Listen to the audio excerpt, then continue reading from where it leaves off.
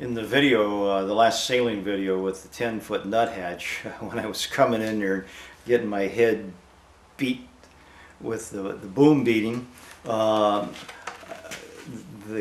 ramp was, you know, right dead on, and it was narrow. Maybe I had maybe a 10-foot wide opening to get in because there was some dirt and stuff in the way, and on either side of the ramp there was a big drop off, so if I tried to jump off on the bank, which was really steep, I would have been probably up into over my head in water.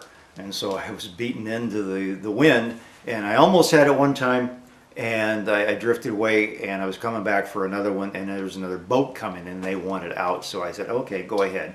And so while they were getting out, this, I don't know what it is, I guess it's skateboard people, when they grow up they get jet skis.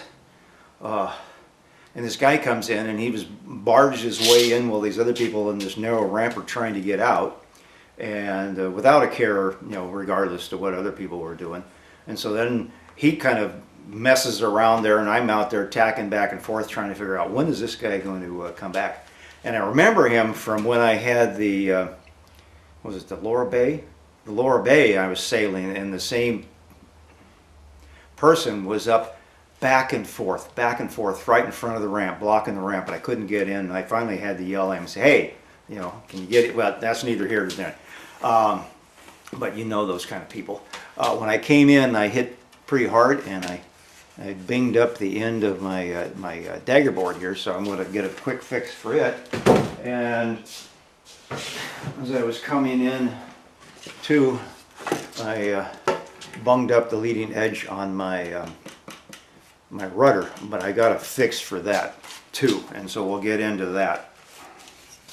Well, I've taken one of my rasps and flattened it down a little bit, and now I've got my draw saw in here. I'm basically trying to do a center line.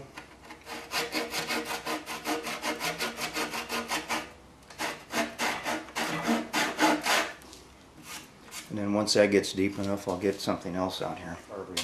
Now that I've got a more or less accurate center line, I can bring out the big gun.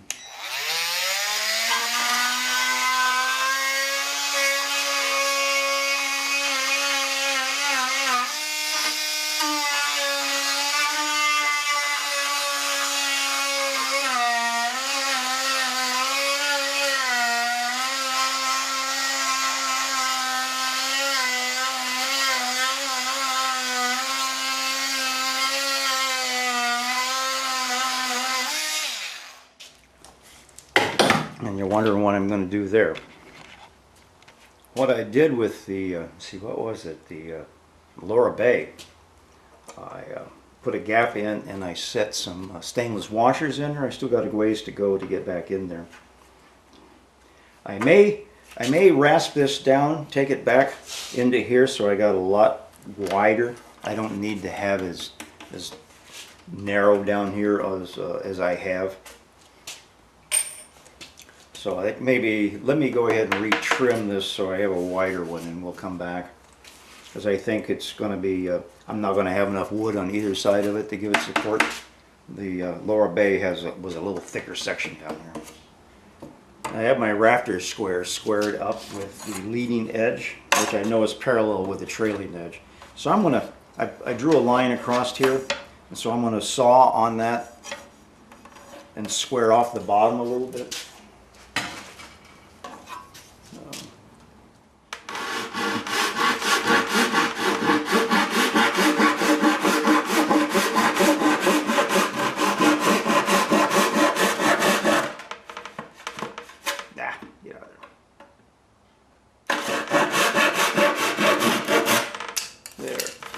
Now I got some more thickness, and I can re-bevel the edges here.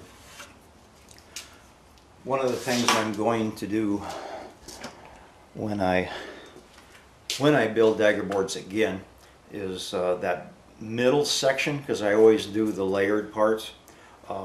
That middle section I'm going to have some, I'm going to see if I can find some more UHMW, that really heavy molecular weight, ultra heavy molecular weight UHMW, plastic, and then put a section along the bottom there on the rudder, bottom of the rudder and bottom of the Dagger board, so I don't have to worry about the scraping.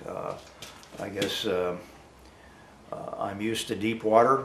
Those people that live in the Midwest and down in the Texas, where you know, like Chuck says, he wants a flat bottom boat because he's in a foot of water, and I emailed him back and said, well, wait a few years, another 15 years, and you'll have deep water along Texas from global warming. So, but if I keep doing the lake, going up to the lake at the summit there, it's not conducive to, I can get the Dagger board in time, but I need to start having hinged rudders because I'm not using docks like I thought I would be with these hulls. So let me go ahead and reset up. Just looking at the part that I cut off, this is basically a piece of, I guess it's probably 2 mil when I was making them in multiple layers. 2 mil plywood with fairing compound on either side. So it wouldn't, that what I was starting to do would not have worked. So I'm back into more wood now. Well, I have my slot cut out. Now I'm going to fill it up with some easy fillet.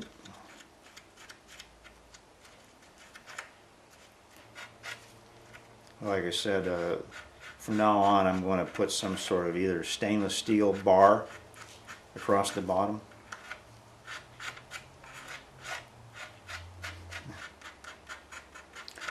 Make sure I get it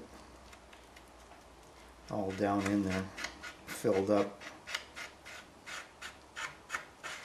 It's not like these things are, the rudders or the Dagger boards are in the water all the time.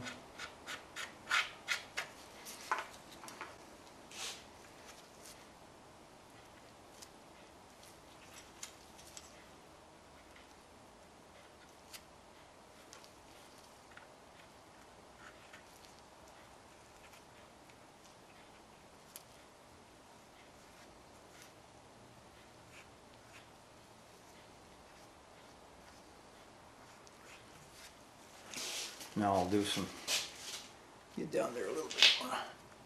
Okay. Now I can fair in the edges. Tip of our Dagger board finished off and smoothed down. I got to paint it. I got a couple little, there we go here, pock marks. And here I'm going to fill when I get done with the next project. I mean, I could probably go away with it, but what the hell, I've got the material and it's deep enough. Sometimes when they're really thin, it's easier to put on a couple layers of liquid epoxy to fill holes like that. And they'll puddle in and harden up. Well, I showed you the Dagger board, or the rudder, the leading edge, because it got dinged up in here.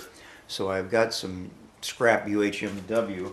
I had a big piece. You can get this stuff, and this is about 1/4 inch wide, maybe a little thicker, maybe it's 5/16.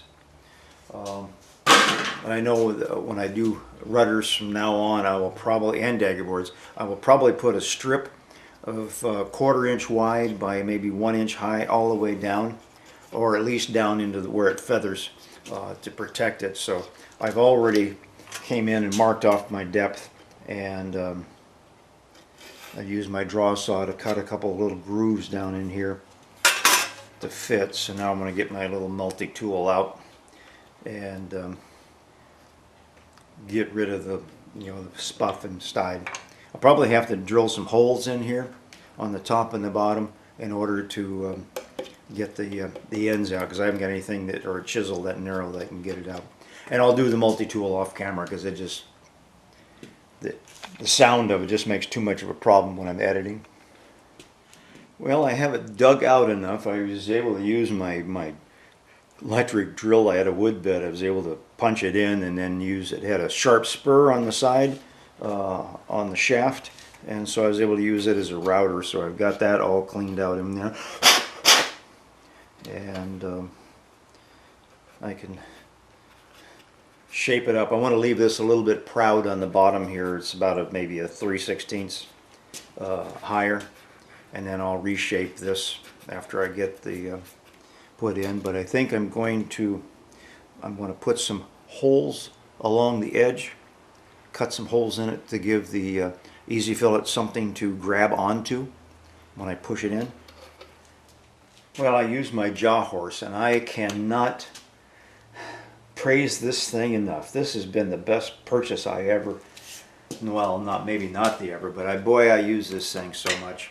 Okay, I've taken and drilled some holes along the inside perimeter, and so you can see they're cupped, and then I cut out the edges so when the wood fillet, Easy Fillet, gets squeezed in, it'll have these holes, these little circles to keep like a lock.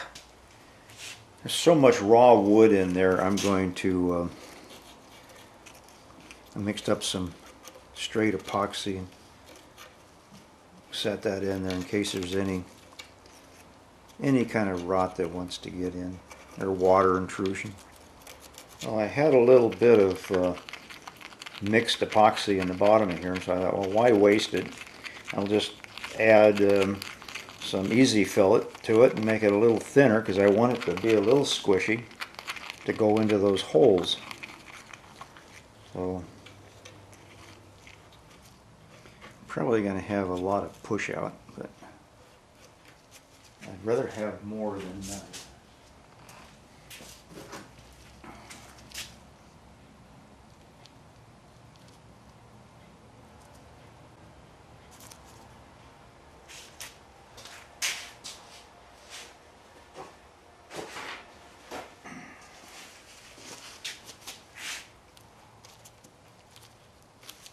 There we go.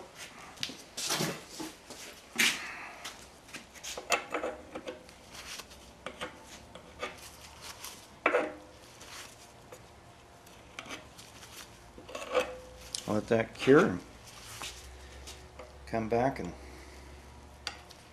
reshape everything. And then I've got a hard nose on here that'll take a pretty good pounding.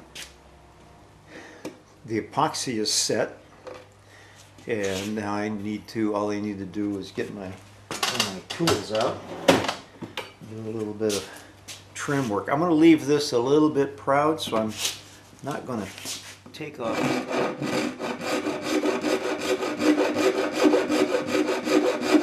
too much.